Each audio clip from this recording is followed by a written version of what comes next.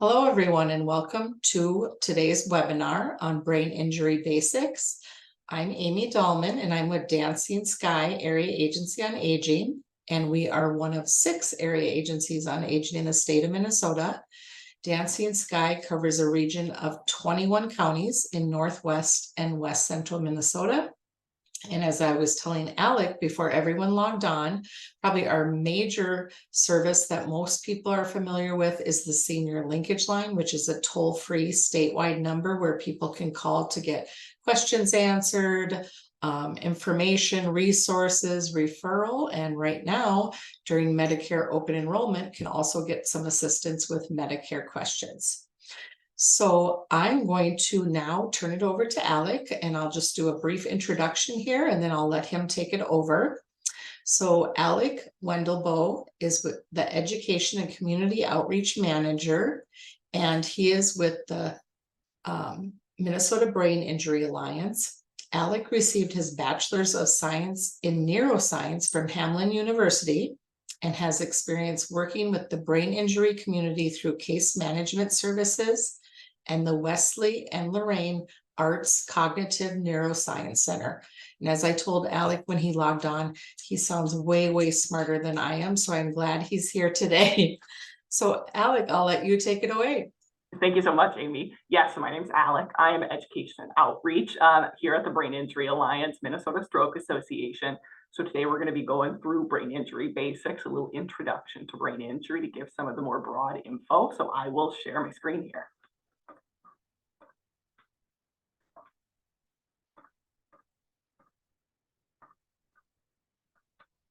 Okay, can everybody see that screen okay?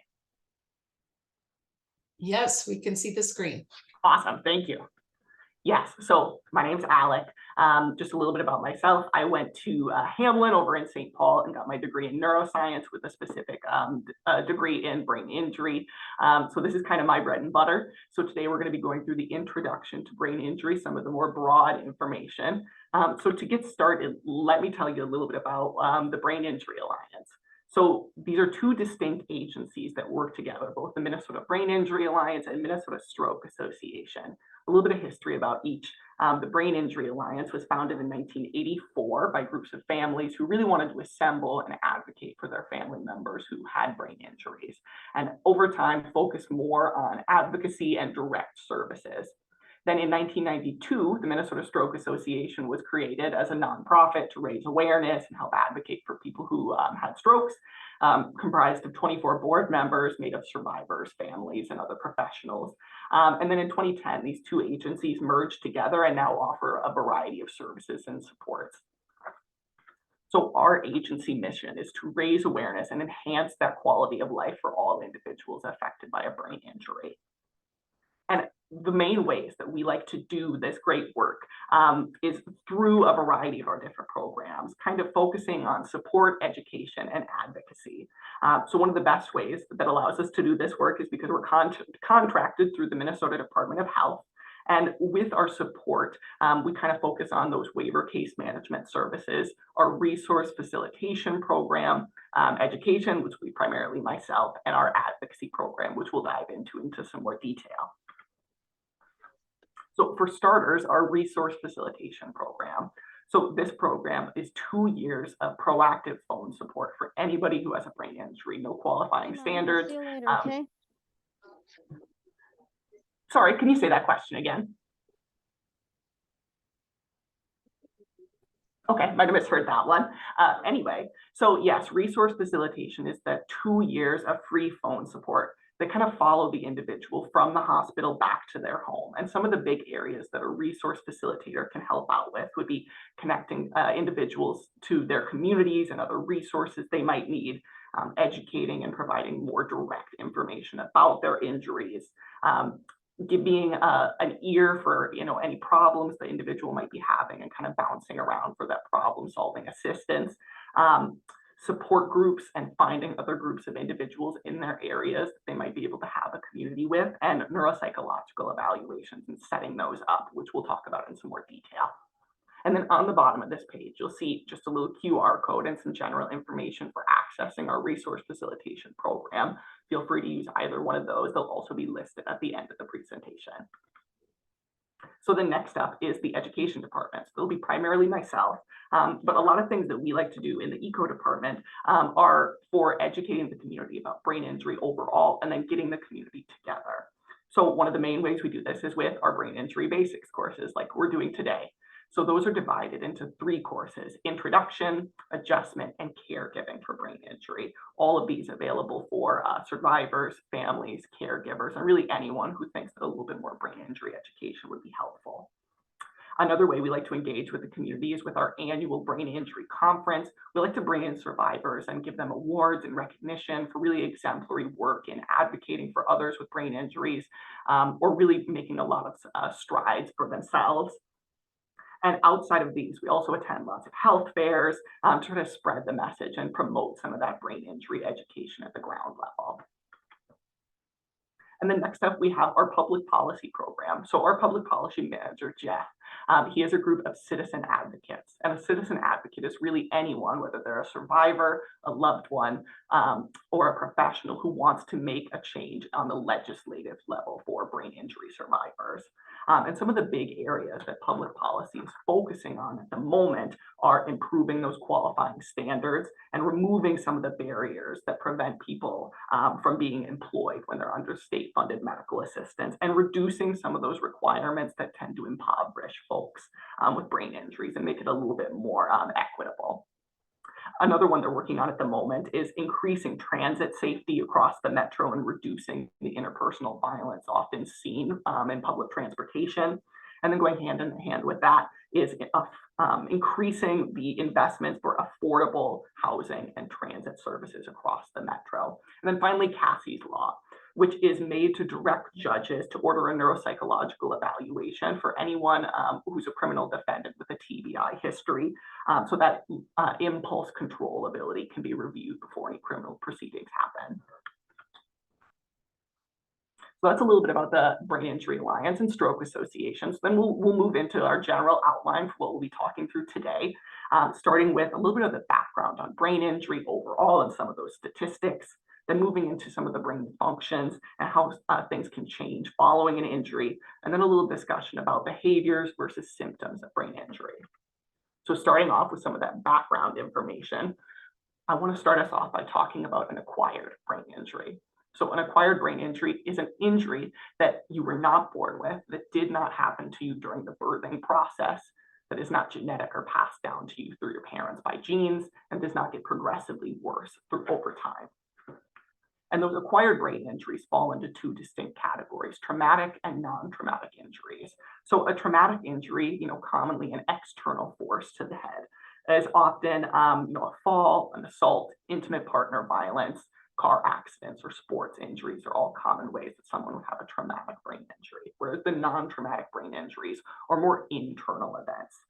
It can be a result of an illness, oxygen deprivation, metabolic disorders, cardiac arrest, drowning, for instance, or exposure to toxins would all be more related to the non-traumatic side without that external force to the head.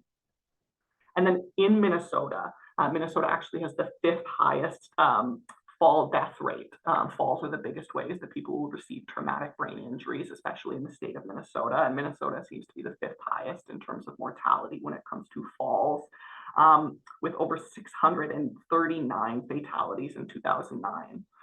And strangely enough, it doesn't seem that in Minnesota there's much of a seasonal pattern when it comes to these falls. You'd typically expect that it'd be related to the ice and snow, but it doesn't seem to be quite as related as we might have thought. And then a little bit more about the general stroke information. So 1 out of 6 deaths from cardiovascular disease is the result of a stroke, and about every 40 seconds, someone in the US experiences a stroke, with someone passing away from a stroke approximately every 4 minutes. And while stroke is a leading cause of death across the United States, there are some demographic and race info that change it up a little bit. So the risk of stroke is actually twice as high for Black Americans as it is for white Americans, and Black Americans have the highest rate of death when it comes to stroke. Stroke rates overall seem to have declined for all groups, excluding Hispanic populations, which have seen an increase in stroke levels since 2013. And one of the biggest things that we want to get across here at the Brain Injury Alliance is that those with brain injuries are not alone. During 2018, there were over 200,000 non-fatal TBI-related hospitalizations in the United States, equating to roughly over 600 non-fatal hospitalizations for a TBI every single day. And in Minnesota, there's over 100,000 individuals living with a TBI-related long-term disability at the moment. So there's a variety of ways that we categorize TBI, commonly described between mild, moderate, and severe.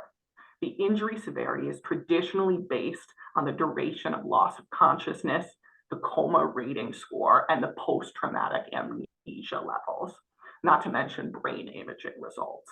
So what we do want to clarify is that these categories of mild, moderate, and severe are not reflecting the symptoms that the individual is experiencing. Rather, it's a way for the physicians to categorize the injury in itself.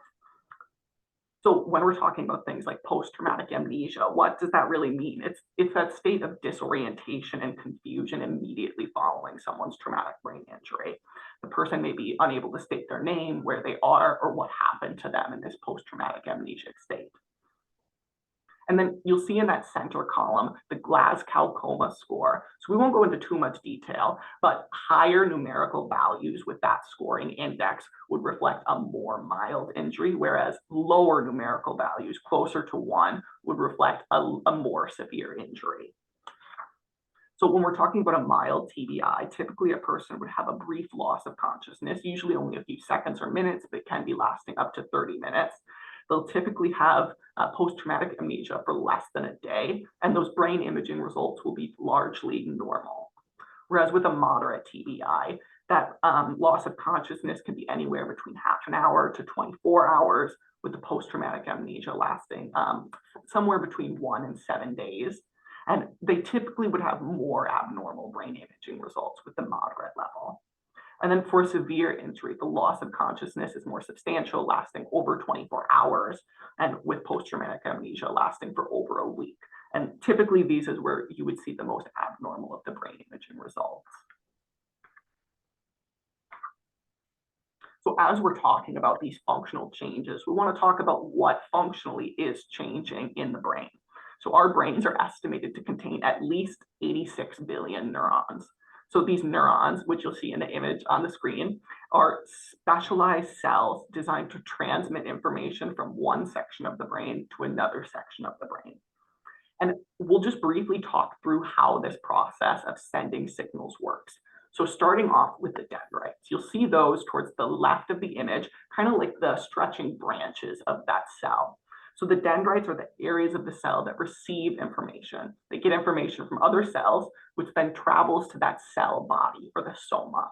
Once it reaches that cell body, the information is interpreted as need be, and then is transmitted down that axon, kind of that long strip you'll see in the yellow and purple. So once it travels through the axon, it'll reach those axon terminals. That's where the actual chemicals are sent to other cells to send that signal out where it needs to go. So throughout that process is kind of what our brains are doing foundationally as we're thinking, doing, making movements, etc. Another area that I wanted to touch on here was the process of myelination. So as our brains are sending these signals to other areas, the way that it works is that one molecule will enter the cell and one other molecule will leave the cell. In most instances, that would be sodium entering and potassium leaving. Without getting into too much of the weeds, that would change the overall electrical charge of the axon. And that change of the electrical charge is what sends the signal down the cell. So simplistically, that would take a lot of time to do across our entire axon. It'd be a lot of movement of chemicals. So the way our brains compensate for that is they use a sheath of fat, which is called the myelin sheath.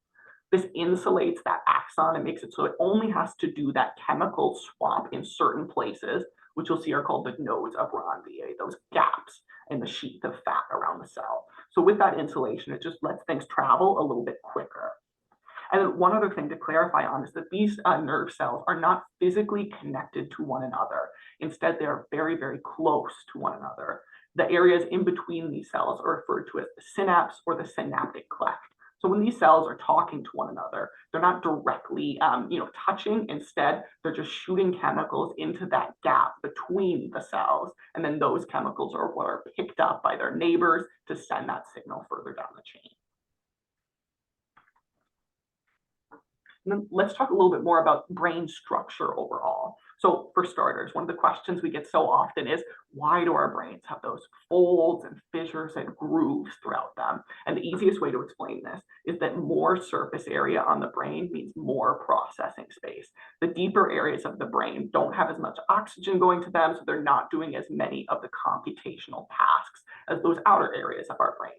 That's the main reason we have a lot of those folds and fissures you'll see in most images. It's also good to clarify that the brain is distinctly separated into two halves or hemispheres. These hemispheres are connected towards the bottom by a structure known as the corpus callosum. So that's what integrates the communication between those two halves of the brain. So you'll typically hear this myth of that somebody's either a left-brained or a right-brained person. Often that's used to kind of describe whether someone's more creative and artistic or more analytical and mathematically centered. So I did want to clarify that this is more of a myth than not. With that connection between these two areas by the corpus callosum, there's too much integration to say that one distinct half of the brain is going to be controlling one half of, your thinking in that sense. Another thing that I wanted to clarify on here, you can see in that image on the top right, that one comes from my lab back in college. So that is actually a dyed sheep brain using specific dyes that only affect certain areas of the brain. So the areas in blue that you see represent gray matter. Gray matter is the processing space of the brain, closest to the outer surface area receiving the most oxygen. Whereas the areas in white that you'll see kind of in the center are the white matter tracts of the brain. White matter, as you'll remember, we talked a little bit about myelination, or that process of sheathing the cell in fat. Those would be more typically seen in those white matter areas. It allows for really quick communication across the brain and is kind of that information highway. And then finally, it's helpful to note that each of these distinct halves of your brain control a distinct half of your body. So the right half of your brain controlling the left half of your functional movement. That's why when somebody has something like a stroke, where you're seeing facial drooping or arm weakness on the left side of the body, that would mean the stroke is happening on the right half of the brain. And we're going to dive into some more detail about what each of these distinct lobes mean, but this is just to give you a broad example of what each of those distinct areas of the brain look like. When it comes to brain injury, it's a lot like real estate: location, location, location. Depending on where the location of that injury is, it'll have a lot of changes in how the injury is reflected in the individual. So starting off, you'll see the frontal lobe in that area in blue towards the front of the head, with the parietal lobe behind it, kind of towards the crown of the head in yellow. Then you'll have that temporal lobe in green behind your ears, and the occipital lobe in pink towards the very back portion of your brain. Then you have those two areas in black and white, the cerebellum and brainstem towards the bottom areas of your brain. And then finally, the limbic system, which isn't displayed in this image, but is located deep inside that frontal, parietal, and temporal lobe. So as we're talking about brain injury, another question that we get really often is, don't I have a skull that's supposed to protect my brain from injuries like these? And realistically, you do.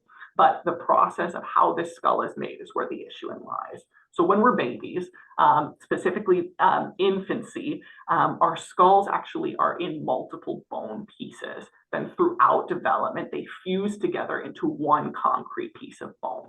When this fusion happens, it creates some folds and fissures across the interior surface of that skull, which can lead to some grooves and areas that aren't as smooth as you might imagine.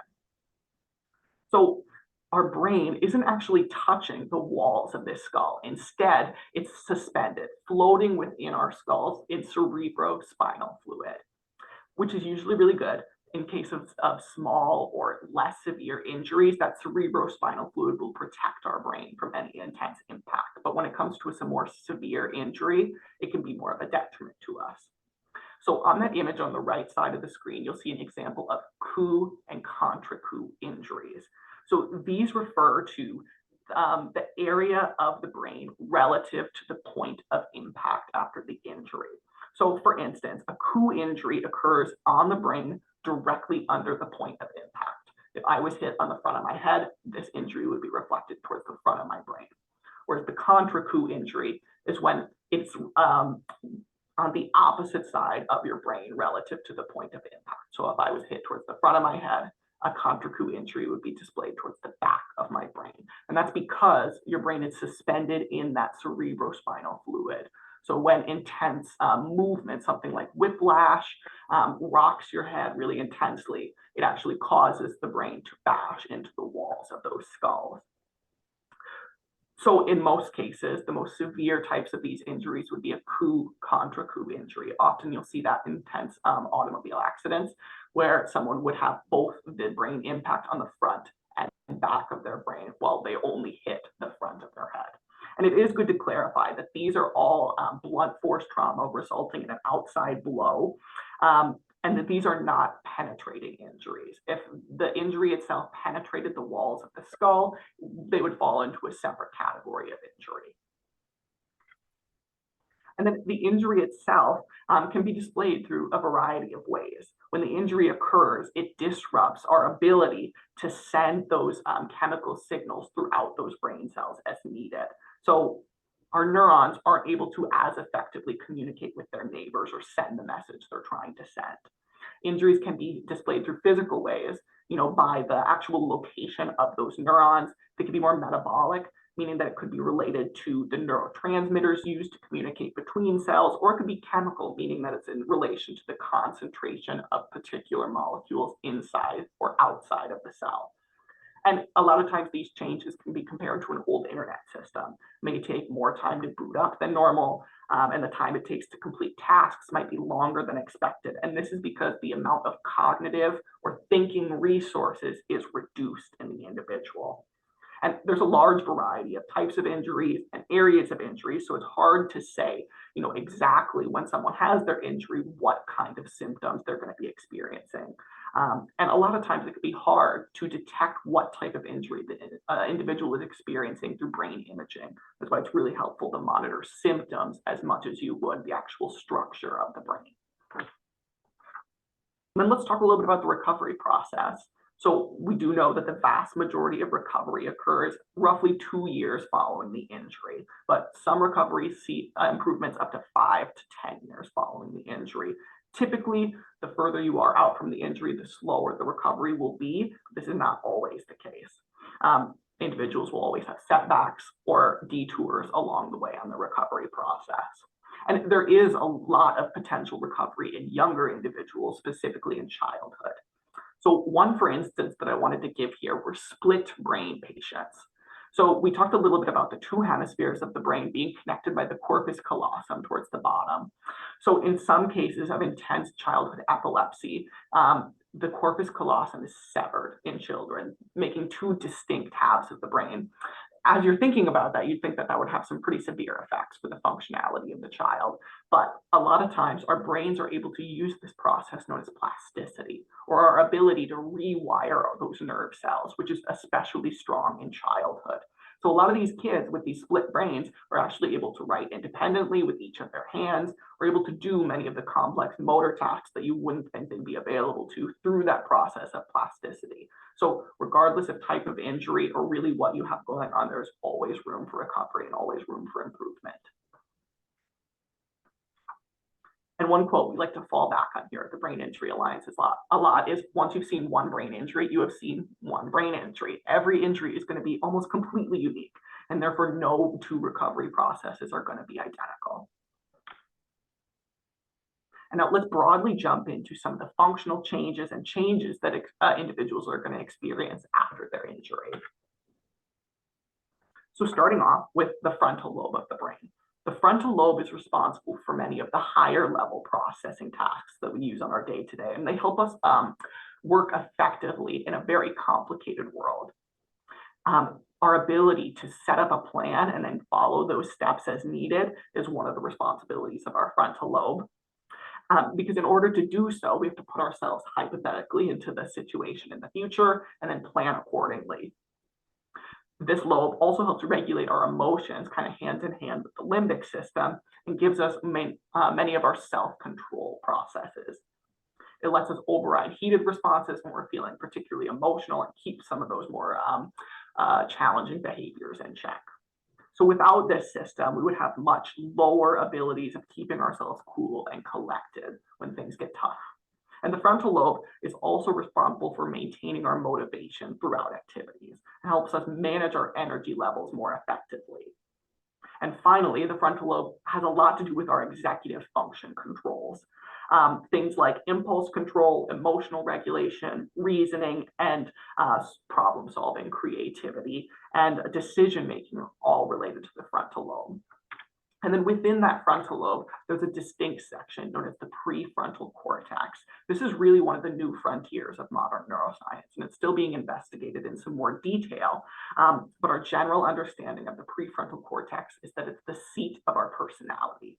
It's really one of the areas that makes us very distinct from other people and from animals. And one of the primary ways that this is done is with our social development. For instance, our ability to empathize with one another or put ourselves in the shoes of another person. The prefrontal cortex also has a lot to do with our worldview and our overall understanding of the world around us, helps us make delineations between good and bad decisions, and really impacts our overall morality. And another item that the prefrontal cortex is responsible for is metacognition. Metacognition is our ability to understand our own thoughts and reflect introspectively about our thoughts. And then finally, the prefrontal cortex has a lot to do with our learning abilities, specifically how we intake new information. So when we're told something, we kind of have to make a tag of whether or not this information is true or false. That's largely done in our prefrontal cortex, so that we'll be able to decide how we reactivate this memory in the future and what kind of category we have it under. And one, for instance, of an area where your frontal lobe can be impacted would be through confabulation. So confabulation is the process of unintentionally giving false information without being aware that you're presenting false information. Let me give you a for instance. So one day, my mother comes home and tells me a story about something crazy, a crazy customer she dealt with at work. As she's telling me this story, I find it interesting and it catches my attention, so I remember it. Now, years later, I'm talking with a friend and I'm telling this story, but as I'm telling it, I'm more presenting it as though it was my own story rather than told to me by my mother. Now, in my mind, I'm misremembering what happened when this occurred. So I'm not intentionally misleading the person that I'm telling this story to. This would be an example of confabulation. Now, it's not always presenting the stories of others as your own, but really unintentionally giving false information and without being aware that the information is untrue. The individual might be presenting the information that they imagined as a fact, and they may really think that it's meaningful information. It may not feel false to them. So this can be really important when we're talking about things like criminal proceedings.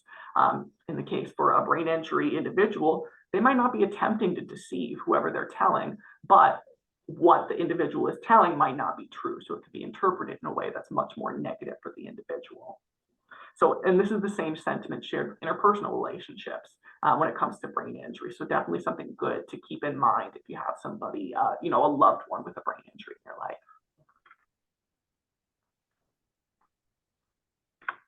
Yeah, and then moving on to some strategies with some of these issues with frontal and prefrontal injury. So starting off, concentration is one of the big ones that people experience issues with after a frontal or prefrontal injury. And one of the best ways to combat these issues is by minimizing distractions as much as possible. If somebody has intense light sensitivity, bring them into a dark room when they have something complex to work on. Or if somebody receives auditory overload, putting them into a quiet place when they have something stressful to do. In addition, and kind of hand in hand with that, is avoiding multitasking as much as possible. Breaking down tasks and working through them in order will make the individual a lot more likely to be able to work through all of those steps. And then breaking those tasks down, color coding them, and putting them into checklists can also be helpful. And then the social concerns can be a little bit more challenging to work on. They're largely related to the individual's relationship with whoever else they're having this social connection with.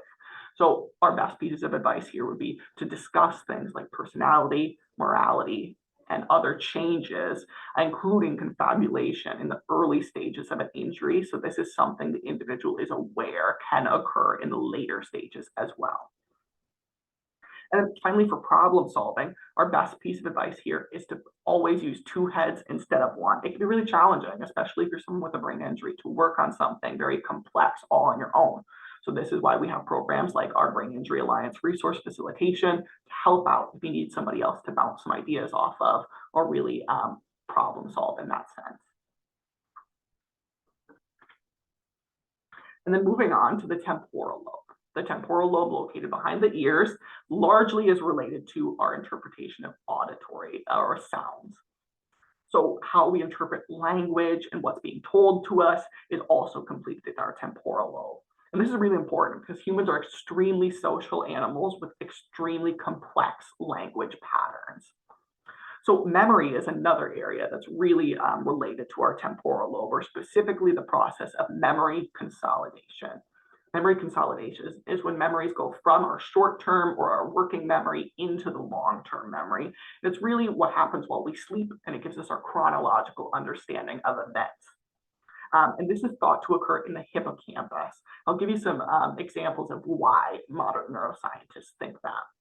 So patient HM, or Henry Molaison, was a patient back in the 1950s. He was a 27-year-old man with intense epilepsy.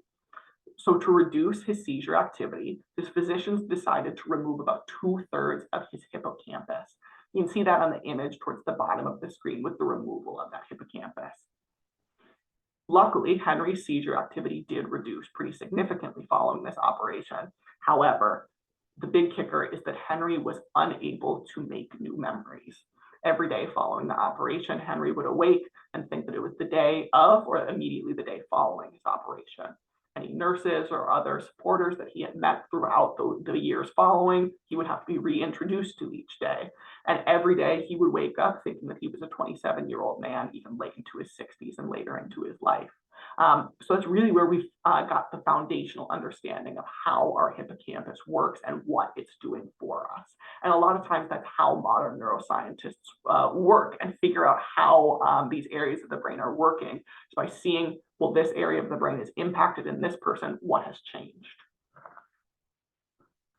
And then finally, in addition to the memory and language tasks, organization is also really related to your temporal lobe.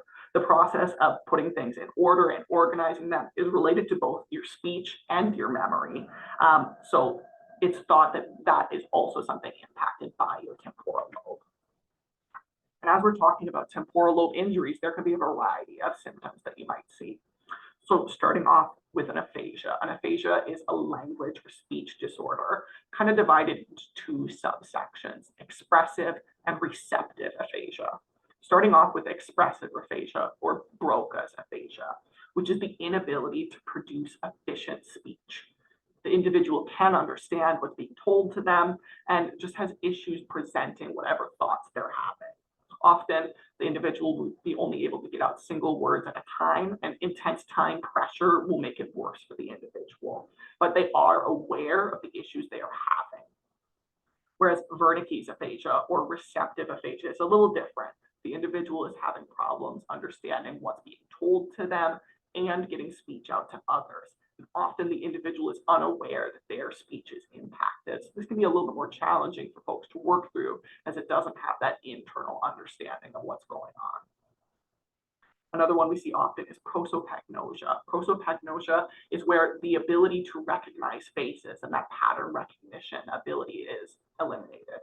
So someone with prosopagnosia will no longer be able to recognize the facial features of even their most loved family or their best friends. They'll often use other clues like hairstyle, voice, gait, and lots of other things to kind of put those pieces together. But the actual ability to recognize faces is no longer available. And then finally, categorization. So the individual might be unable to identify objects and put a corresponding name to them.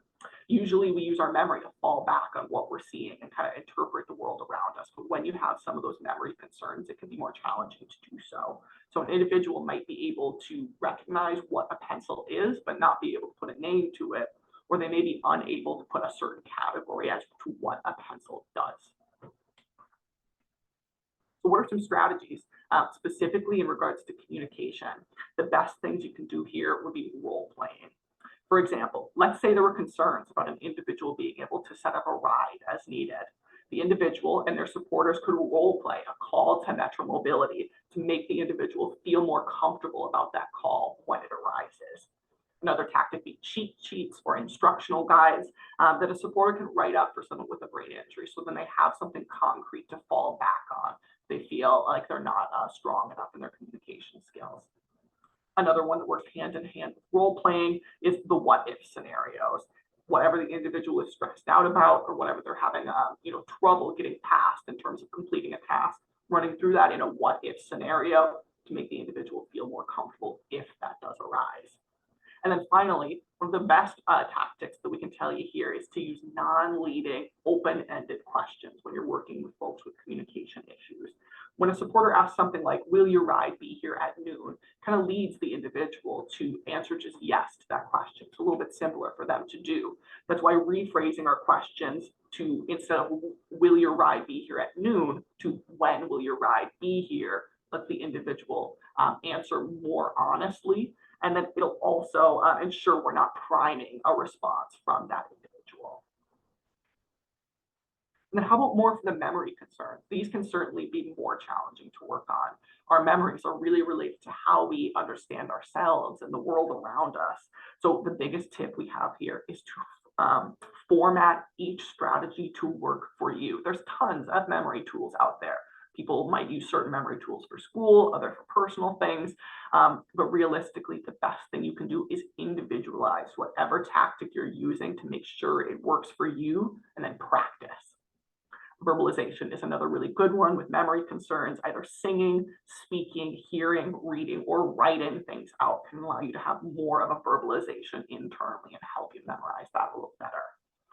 Then again, creating checklists, planners, and using other things like memory tools and notebooks as something to fall back on can be really helpful. And above all, the biggest thing is repetition. Repeating these repeating these strategies and formulating them to yourself is going to be the best way that you have lots of success as you're working through these. And then finally, don't forget that a lot of these systems work together. With that memory consolidation, it's very related to your sleep. So if you're not getting good sleep, there's a much higher chance you could have some more significant memory concerns.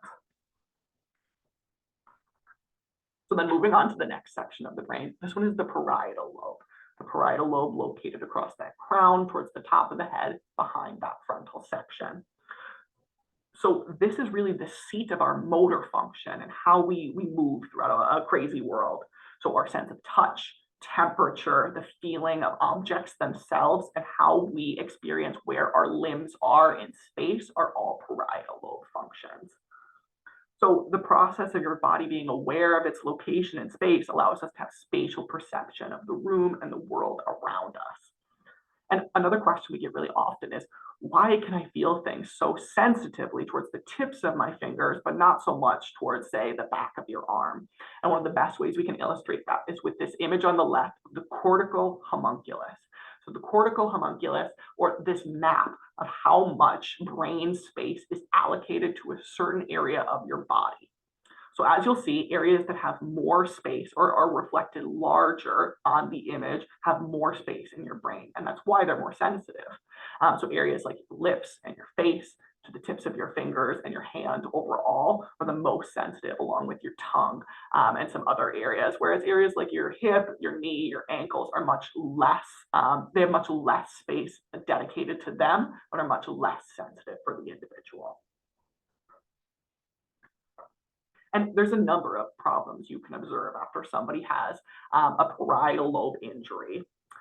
For instance, just working through some of them would be anomia, which is related to object naming, where an individual might be able to look at a glass of water and recognize what it is, but be unable to give it the direct name glass of water. Agraphia is another one, the inability to recognize characters, symbols, numbers, and really prevents individuals from being able to effectively write. Alexia is another one, kind of related to agraphia, but more in regards to the impacts on reading comprehension rather than the writing abilities, but still that same inability to recognize numbers, letters, and other symbols. Dyscalculia is another one, often also called math dyslexia, which is issues doing actual mathematic computations. And then finally, apraxia, which is difficulty making skilled or small motor movements. And then I wanted to end this one out on with hemi-neglect. So hemi-neglect is kind of unique. It's where half of somebody's visual field is no longer being interpreted. So there's a number of ways that this can be reflected for the individual, but I'd like to give some examples, which you'll see in those columns on the right-hand side. So the left-hand column shows the image that the individual was asked to draw, whereas the image on the right-hand side shows what the individual produced. So as you can see, when asked to draw these images, typically they're only really including the right half of the image. Well, the entire left section is either, not there fully, or it's just really being misattributed. You can really see that in the image on the bottom, where that entire left half of that strange image is completely omitted. And this is because this person is not interpreting for in this instance, their left half of their visual field. And this can be displayed in a lot of ways that might not be easily picked up on. For instance, an individual might be only eating half of their plate of food every day or for every meal. The individual might only be doing their personal care or grooming on one half of their body. These are all ways that we can recognize something like hemi-neglect as it's happening for the individual, because it's going to be pretty hard for them to recognize themselves. And then next up, your occipital lobe. The occipital lobe towards the very, very back of the brain, mainly our visual processing center. One of the areas I wanted to touch on most with the occipital lobe is the experience of seeing stars, or when people say they've had their bell rung. I hear this a lot, especially from when I was in case management, older guys that I would work with would tell me all the time about instances where they had their bell rung. When you get hit towards especially the front of your head and you have that dazed and confused, you're kind of seeing certain flashes of either light or darkness. This process of having, seeing stars and having your bell rung, if you'll remember, we talked about coup and contra coup injuries, in itself is a mild brain injury. The process of having that occipital lobe bash against the farthest back portion of your skull results in this experience of seeing stars or flashes of light and that feeling of confusion and dazed. So this can be really important for people to realize. Often when you ask somebody if they have ever had a traumatic brain injury, they'll say no. When you ask somebody if they've ever had a head injury, they'll usually say yes. It's how we use semantics to talk about these kinds of injuries. Another, for instance, that I wanted to give was blind sight. So throughout our brains, we have two separate pathways when it comes to sight. One that allows us to recognize what's going on, and one that allows us to recognize where it's going on. So in a lot of cases, blind individuals, when they were not blind from birth, were asked to slide a piece of mail into a mail slot. So typically you'd be, entering it in the horizontal position. What they would do is they would invert the rotation of that mail slot into various positions. And interestingly enough, even completely blind individuals were still able to turn the mail unconsciously to fit it through that slot, because there's an entire section of our visual processing that we consciously don't pick up on. It's something that our brain works on independently of us. And then next up, the cerebellum. The cerebellum is that bulb toward the farthest back portion of your head next to the brain stem. It has a lot to do with our skilled motor movements. And what I really wanted to touch on here was bringing it back to patient HM, Henry Moliason. So as we know, Henry was no longer able to consolidate new memories. However, the really interesting thing is that each day, Henry would be asked to draw a star. Not your typical star. They would cover his hand so he was unable to see what he was drawing, and he would have to draw this star in a mirror, which can be kind of challenging to do, especially at first. But surprisingly, over time, Henry improved at his ability to draw this star, thus leading neuroscientists to conclude that we have a memory system outside of what our semantic memories are. This would be called our procedural memory. This is kind of how, if you haven't been on a bike in 10 years, you still might be able to kind of pick yourself up on it, be able to do it again. with our procedural memory outside of what we're consciously experiencing as memory. So then next up, the brainstem. The brainstem is by far the oldest section of our brain. It's what we have most related to other animals, and it controls a lot of our basic autonomic bodily functions like heartbeat, breathing, swallowing, reflexes, etc. It also affects our alertness and our ability to stay awake. And some problems you might see with brainstem damage can be more severe, impacting somebody's ability to regulate their own heartbeat or their own breathing. They might have issues swallowing food or water. They might experience intense dizziness or loss of balance or really vertigo. And these are some of the injuries that are going to be the most severe for individuals. And then as our final section we'll talk about today is the limbic system. So the limbic system is where our emotional interpretation of events happens, or our emotional understanding.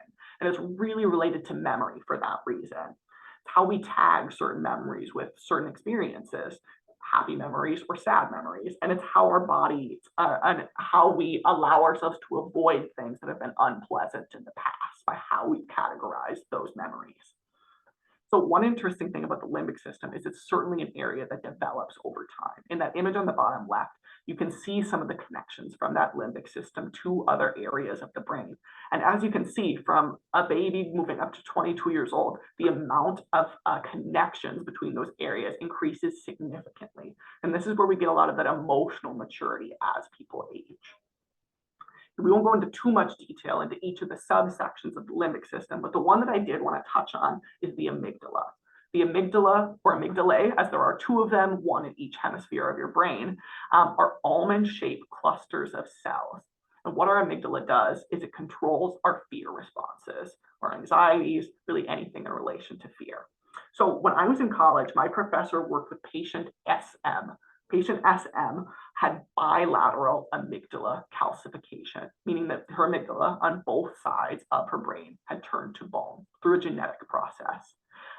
So like Henry, this gives us a great example of what the amygdala does for us. And what was displayed in patient SM is that she had no fearful responses whatsoever, meaning that her fear system was completely disconnected. And often I tell people this and they seem really excited, how awesome would that be to have no fear or no anxiety?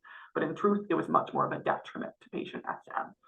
She was frequently a victim of violent crimes. She often had no filter when talking to others, especially romantic partners, and would often come off as sexually aggressive. And she also didn't have the built-in life-saving mechanisms to care for her kids or her family, and she didn't have those fear responses that a mother normally would have. So injuries to the limbic system can be really challenging to decipher, as they're only really going to be experienced by the individual, but they can have really profound impacts on day-to-day life. So as we're talking through all this, I'm sure many of you are thinking, this is all fine and well, but where do we go from here? If I feel like I've had a brain injury and some of these things are relatable to me, what do I do? One of the best routes to take is getting a neuropsychological evaluation. Albeit these evaluations are quite lengthy, quite exhausting for folks, but this is one of the best ways to get a good set of examinations and tests done to figure out exactly what's going on neurologically with you. It'll also allow for the assessment to create that treatment plan and really address those individuals' unique needs during the rehabilitation process. So then moving on to our last section of the day, we'll briefly talk about behaviors versus symptoms. So one of the things that I saw most often when I was a case manager is that people with brain injuries would have their behaviors treated like they're just troublesome behaviors rather than a symptom of the brain injury. So let's dive deeper into how we can reframe our thinking when it comes to behaviors. And truthfully, it's because perspective is everything. Often when I show this image, about half the room will tell me that they see a duck, but the other half will tell me they see a rabbit. Realistically, the image has not changed. What has changed is our perspective of what we're seeing. And it's kind of the same case when it comes to brain injury. You might be, looking at a typical behavior and saying that individual has meltdowns, when in reality, they're experiencing sensory overload. They might be overwhelmed by what's being told to them, or even their emotions might not be accurately matching what they're feeling, or their behaviors aren't really matching what they're feeling. And this is due to damage to the limbic system, like we talked about. It impacts our ability to control our emotions and influences a lot of these feelings. And another one we hear all the time would be inappropriate comments. This individual makes inappropriate comments, it's not professional. And a lot of times they're blamed for the comments that they're making when they don't have the impulse control to kind of filter out those statements. So while it's good to mention that these statements are not okay, using positive reinforcement to reestablish boundaries is much more effective than putting blame onto the individual. And going hand in hand in that, we often hear that individuals are unable to follow directions. But realistically, it's those memory concerns, communication concerns, visual concerns, and all those other ones we talked about earlier that are playing more comorbidly with the inability to follow directions than just they don't want to follow directions. And then finally, this is the one I would by and large hear the most. This individual is missing their appointments. They're not attending things as scheduled. And a lot of times it's because our brains are trying to fill in the gaps of what we're not remembering. When someone with a brain injury is missing a piece of information, it's hard to go back and sift through everything again. So the brain will try to just fill in a gap with something that seems accurate. And again, like confabulation, these aren't lies. This is what the individual is using to compensate for any errors that might be going on with their memory systems. So it's good to give folks something concrete to fall back on, a calendar or memory notebook, to kind of eliminate some of those more memory-related scheduling concerns. And what do we do when we're working with someone with a brain injury who's displaying a particularly negative behavior? The first thing we need to do is identify where the behavior is coming from. If someone's upset and yelling at you, is there something else that's going on to drive this behavior? Keep in mind, you might not always be able to find a direct reason. The person's emotional expression might not match the situation at hand. But once some kind of reason has been determined, we can teach the individuals how to relay the same message without that troublesome behavior getting in the way. And that's really the biggest thing you want to get across, is how can we get the same message out there without this troublesome behavior, interfering with that or what the individual is trying to say. Another quote we like to use a lot here is that a brain injury can change anything, but often it changes everything. An injury to the brain has potential to change any single aspect of someone's life, but instead it normally changes every single aspect of someone's life. And then to summarize, every brain injury is unique. They all have various changes and impact different aspects of our functionality. That's why recognizing the symptoms of a TBI as early as possible and setting up one of those neuropsychological evaluations can help promote a more successful recovery. It's also a great idea to experiment. Finding things that work for others might not work for you. That's why it's great to individualize whatever tools and tricks you're using to make them specific for the issues you're dealing with. One of the best pieces of advice that I ever got while I was in case management is to work from where you are today, not from where you were. It can be really daunting when you're thinking about how you would have handled the situation 3 years prior to your injury. And kind of not helpful to think about it in that hypothetical. That's why it's much more helpful to do what you can from where you stand today than trying to do as much as you would when you stood somewhere else a long time ago. And finally, we want everyone at the Brain Injury Alliance to know that you are not alone. We have a specific agency geared to helping folks with brain injuries and those who have experienced strokes and getting them back onto that road of recovery. So if there's things we can do to help out, please don't hesitate to let us know. And then I just want to thank you for your time and your attention. And then we have a little bit of time for questions if anybody has any questions for me.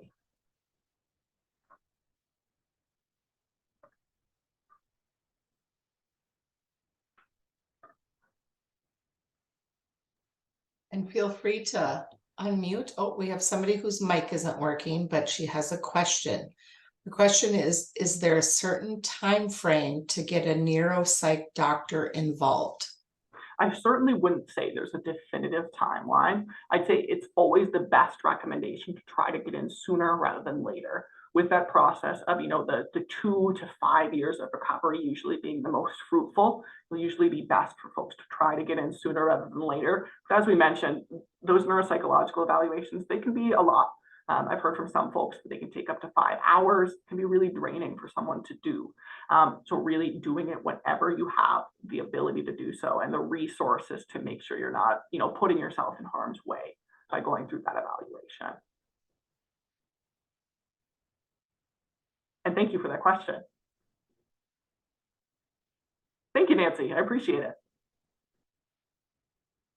Yes, so to find out which lobe is affected, it can be kind of a unique process. Some brain imaging scans will show areas that have been impacted in the brain where others might not. It really depends on what type of scan is being used, and that's why it's almost better to recognize by symptomology rather than the brain imaging results. If you're noticing really significant, let's say, personality concerns where the individual's morality has changed, it seems like they're not the person you knew before, might lead you to believe that it's something to the frontal lobe. Or if somebody's experiencing a lot of movement concerns, they're not able to do a lot of the movement tasks they did before, then it's a good way to think, oh, well, that's what your parietal lobe is located or is related with. So kind of using both the brain imaging and the symptomology overall hand in hand to figure out how you can decipher it best.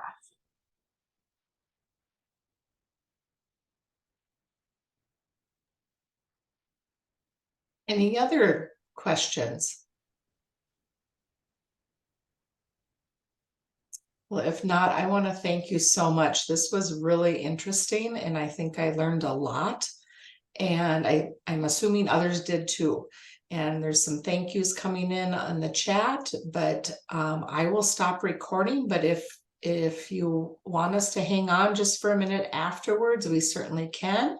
And I did put in chat the link to the Minnesota Brain Injury Alliance website. And then I also put the Facebook page for Dancing Sky, and then the link to the archived webinars for Dancing Sky. And just to note that this will be archived and put on there probably in a couple of days in case Awesome. you something or want to share it. And thank you so much for having me. This is only my second brain injury basics introduction. So thank you for having me today. I really appreciate it. Well, it went great. Thank you.